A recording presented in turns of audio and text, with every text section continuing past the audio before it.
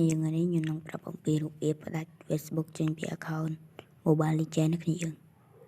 មិនដំបូងយើងចុចចូល profile យើងមក Selena,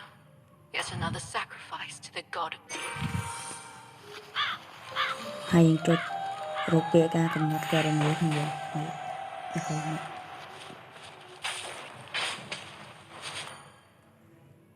ហើយចុចកន្លែងនេះមកគ្នាយើងចុចលើនេះមកគ្នាចុចលើនឹងមួយមកហើយនោះយើងនឹងឃើញកន្លែងនេះគ្នានេះករណីភាគីទី3ផ្ដាច់គ្នាយើងចុចចាំនឹងមួយមកហើយយើងគ្រាន់តែចុចចំ Facebook យើងដែលយើងចង់ផ្ដាច់ឲ្យគ្នាយើងចុចចាំនឹងមកហើយគ្នាទី1គេឲ្យ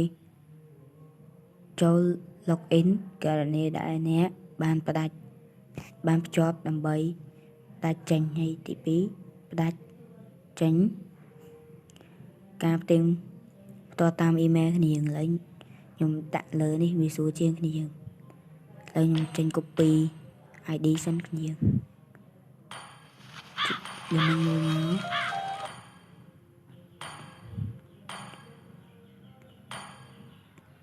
ចាំតិចគ្នាយើងនឹងចុចចាំនឹងមក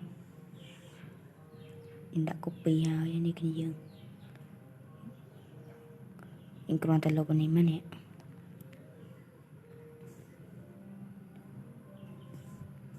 ជាប៉ុណ្ណឹងគ្នាយើងឡើយយើងចុច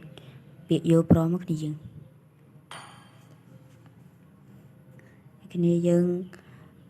ផ្ដាច់តាមណាដាក់តាមណាគ្នាយើងឥឡូវខ្ញុំផ្ដាច់ខ្ញុំរើសទី1គ្នាយើងចុចយកព្រមមក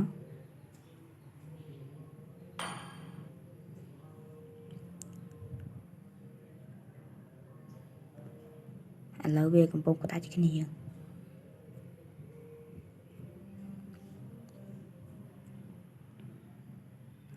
ឥឡូវវាផ្ដាច់បានហើយគ្នាយើងមិនចង់